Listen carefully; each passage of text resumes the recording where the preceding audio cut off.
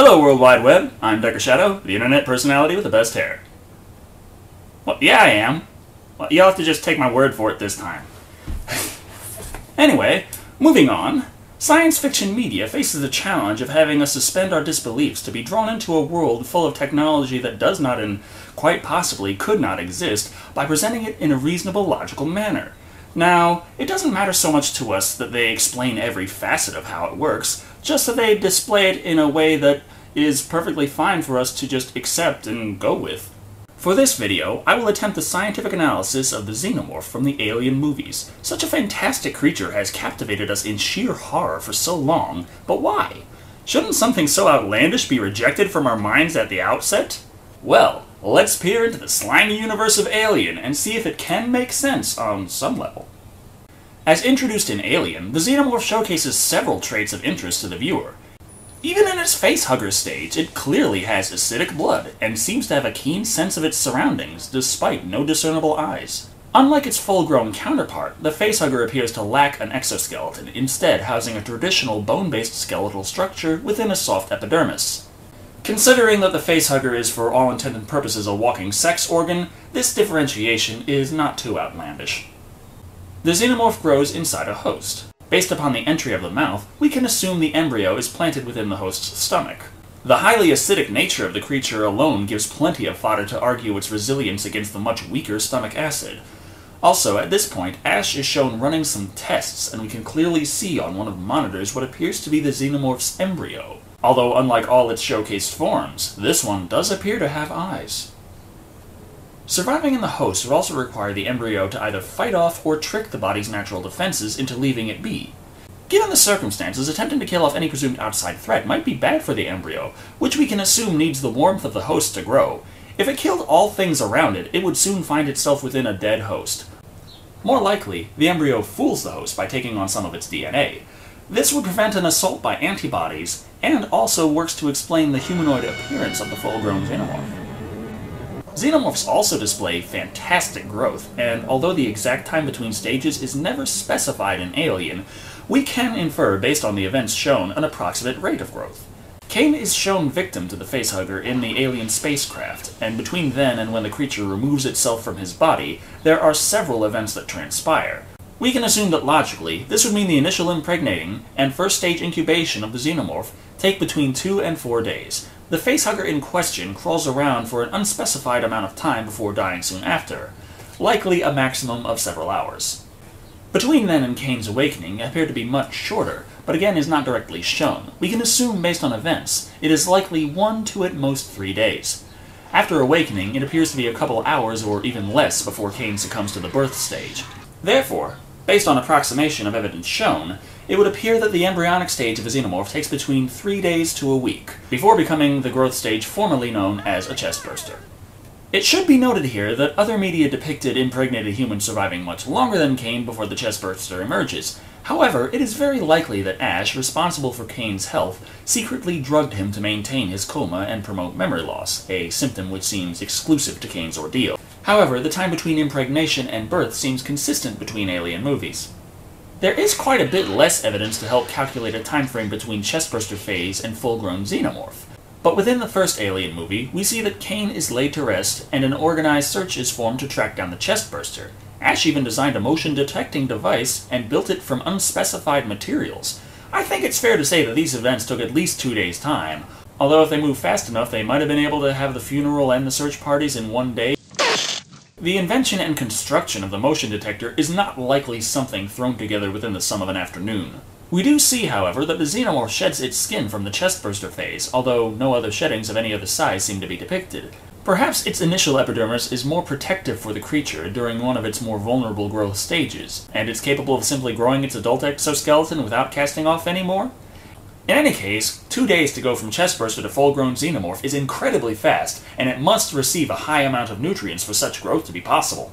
As Kane's body was buried in space, and no others on the crew are unaccounted for, an exclusively carnivorous method seems unlikely.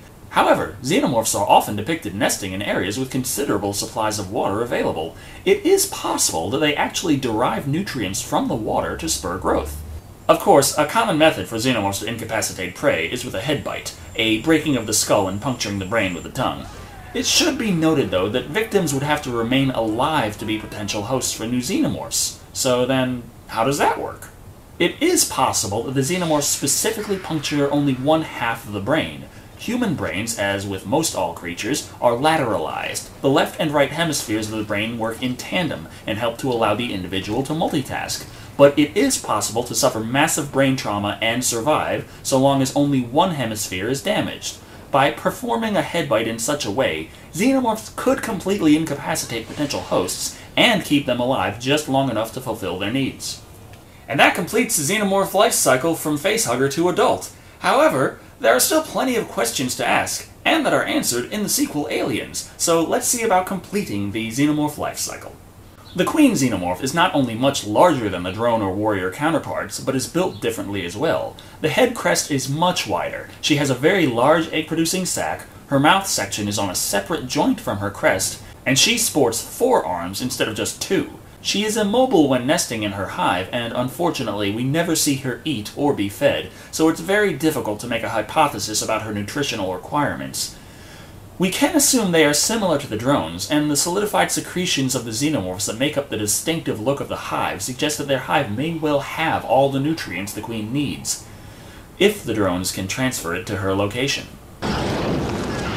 The Queen is also depicted as having a hive mind capability, able to give at least basic orders to lesser xenomorphs. The exact nature of this ability is unknown, but as the xenomorphs already can find their way with uncanny grace without traditional eyes using an otherworldly sense, something similar may be at play for communication, though it is still unknown whether or not drone xenomorphs can communicate with each other in a similar fashion.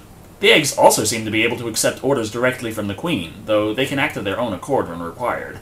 It is unknown how long a xenomorph egg can support its vulnerable facehugger specimen, but they likely contain a compound similar to that used by the humans in the laboratory to maintain the lives of the captured facehuggers.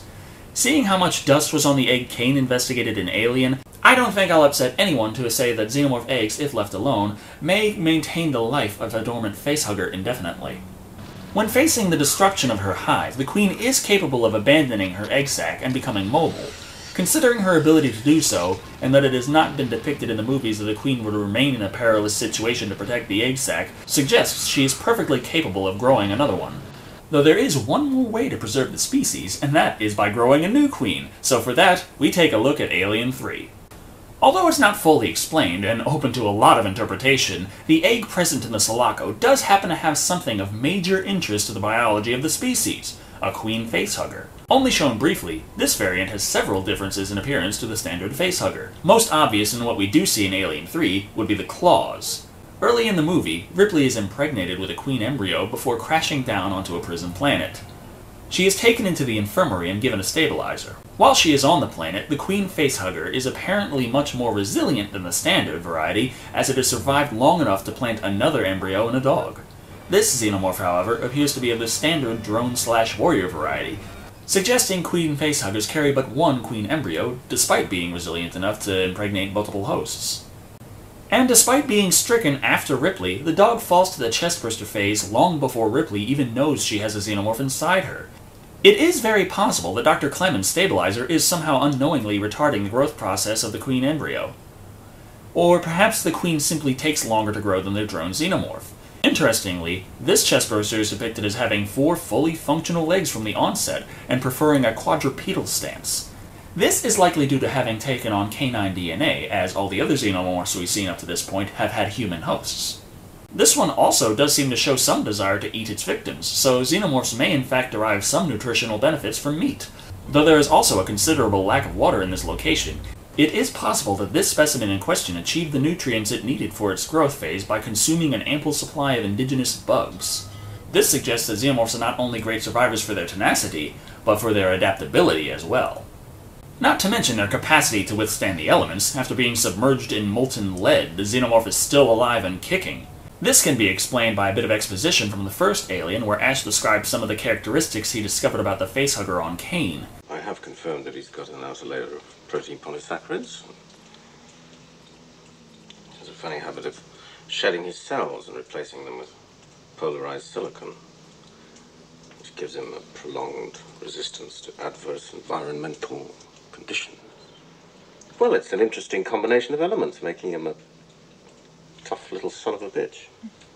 It makes sense to assume that many of the survival traits of the earlier stage xenomorph carry over to the full-grown specimen. It's very likely that if the xenomorph remained in the smelting pit, it would have suffered greater damage, and it could have been beyond the point of no return already, getting closer to death with each passing moment. But it is perfectly acceptable for this specific creature to be able to perform such amazing feats of survival.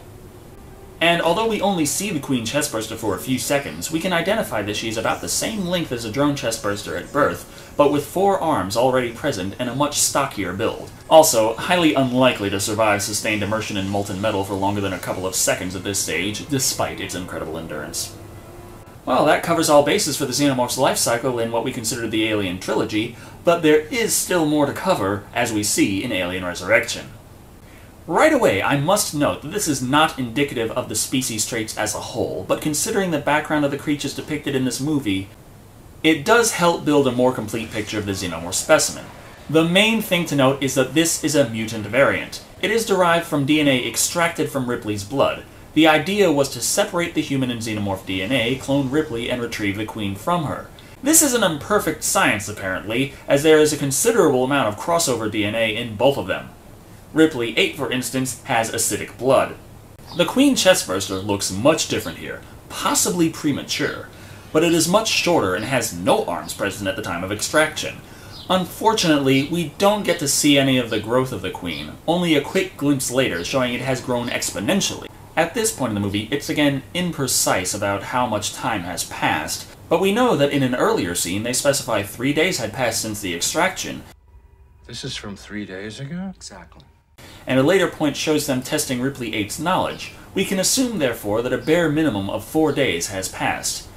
They then specify the Queen will start producing eggs in days or less, so estimates put the mutant xenomorph Queen's growth rate at about 1 week from chestburster to full-grown.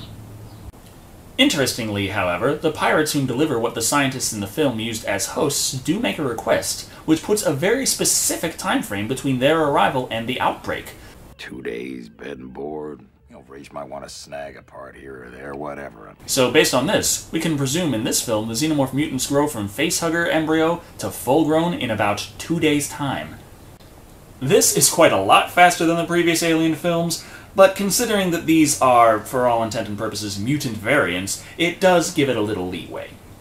There is not much to talk about with the drone xenomorphs, as they retain most all the qualities of those from the previous movies. One capability now overtly displayed, however, is the capacity to spit acid. Because of the nature of the mutant xenomorphs, however, it cannot be said for sure whether or not this is a species trait or a unique mutation. The main oddity in this mutant variant has to be the newborn xenomorph. It is specified that the Queen attained a human reproductive system from the genetic crossing, and based on that and the more human appearance of the newborn, I would venture to say that means she required sperm from somewhere. A very likely candidate for that donor would have to be Dr. Nuts over here, whom was captured early during the initial xenomorph outbreak, and is still alive at the point of birth. However, that brings up another question about the speed of growth. Shortly after the crisis begins, we learn that the ship they're on is on autopilot back to home base, and we hear that it will take 3 hours. Shortly before the birth scene of the newborn, Jonah comments that based on the time they had nearly 90 minutes to get out. That means that the longest time the Queen's pregnancy could have been is only about an hour and a half. Ridiculously fast even by xenomorph standards. Quite especially when you consider that the newborn skips over chestburster phase and emerges in what we can assume to be fully grown. Of course, the Queen's womb appears to be a mutation of the egg sac and very large. A lot of the nutrient preparation could have been taken care of ahead of time, and the Queen's capacity to produce immense numbers of eggs combined with the xenomorph's natural fast growth helped to explain it. But it still is reproduction at ludicrous speed. Also, why does the Queen only have 2 arms? Well, the newborn has a more human face, with discernible eyes and a soft, fleshy epidermis. Its tongue is unique as not having a mouth on it, and it's even larger than a regular xenomorph, but not quite as tall as a queen. Also, while most xenomorphs kill to perpetuate the species, this variant seems to kill just for sheer fun. Well, I've already come this far. I may as well go full bore and cover the Alien vs. Predator movies. Let's see how they dealt with xenomorph growth cycles. In AVP, the alien queen is shown being forced to produce eggs via electrical shock. I'm not certain why, as any eggs she produced should at least have the longevity she herself has, But in any case, these eggs produce facehuggers that overtake an entire team, and the embryos grow into chestburster phase in about 5 minutes. Wait, what? Wait, okay, let's see. Face hugged, short exposition, chestburster.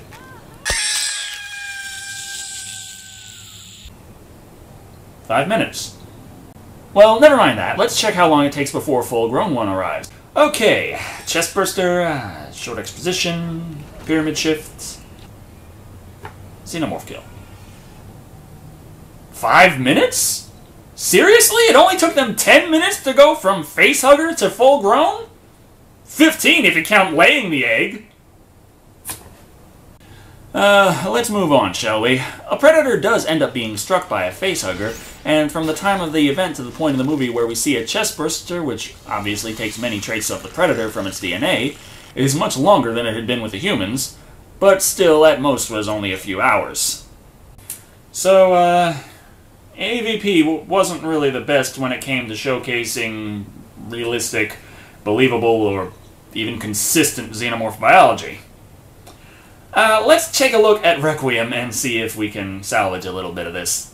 One thing we see in Requiem that is kind of nice is that when the predalien attains full growth status, it is depicted molting, shedding off a lesser skin.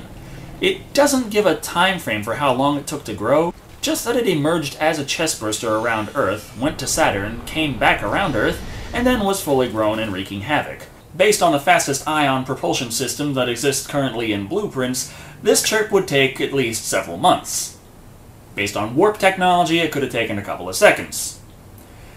Sadly, this movie does not specify. So now we see the first two facehugger victims in the forest in a nondescript time, and it looks like dusk by the time they come to and have the chestbursters emerge. But that may just be because of the ridiculously dark nature of the lighting for this entire film, because there are many more hours of light before nightfall. It's tough to estimate, but it's likely a few hours between initial impregnation and birth. Still ridiculously fast compared to the Alien movies, but not quite as bad as the microwave-safe 5 minutes for ready xenomorphs in Alien vs. Predator. The time between chestburster and full-grown xenomorph is very short yet again, and not exactly showcased, but seems to be a bit longer than the 5 minutes it took in AVP. Facehuggers are depicted entering the sewer with daylight, and then we get our first glimpse of the full-grown specimens while in the sewer. And our next view of the surface shows that night has fallen, so we can estimate a couple of hours yet again. It's very confusing as to exactly how they could grow at such an exponential rate. Requiem does place them somewhere with a lot of water and plenty of food around, but AVP had them in a frozen pyramid completely devoid of any nutrition. Well, let's move on to Reproduction. The predalien apparently is functioning as the queen alien in this film. However, that raises much more questions than it answers, especially considering it was a normal facehugger that impregnated the Predator in AVP.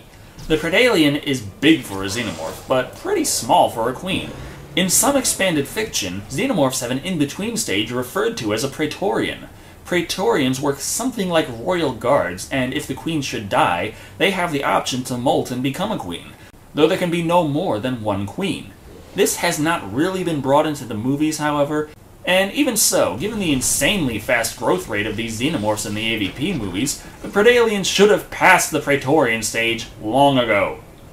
Not to mention the predalien is a queen who doesn't lay eggs. Instead, she deposits embryos directly, similar to a facehugger. Strange, considering in AVP the predalien chestburster was shown with a normal mouth tongue, though that scene was reshot in Requiem and the tongue removed.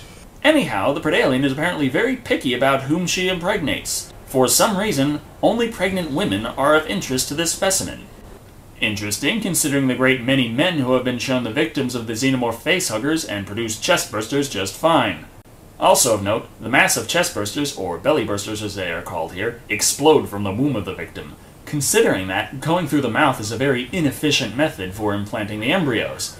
And so far as time frame for growth goes, depicted victims include a woman waiting for a friend to come pick her up from work, and several women in a hospital, so unless everyone in this world is very lax about being on time to check up on people, that puts the time frame between embryo to bellyburster to less than an hour. After all is said and done, the xenomorph depicted in the Alien movies has good consistency between films, and any oddities are readily explained with a little logic argument that doesn't take too much from the viewer.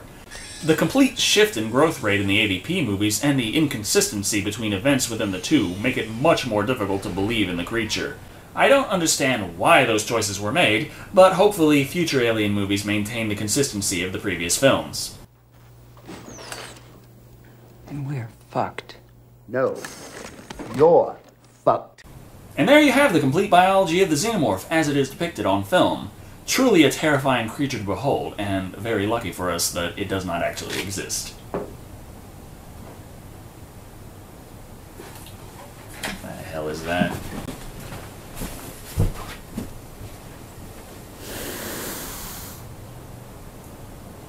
Oh, son of a... Ah!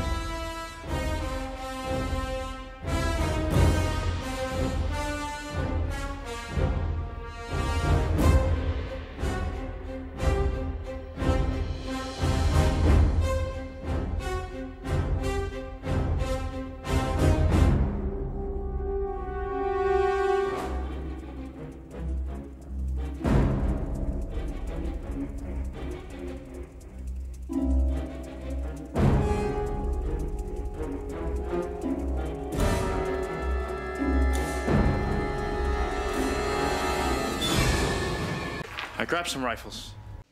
Did IQs just drop sharply while I was away?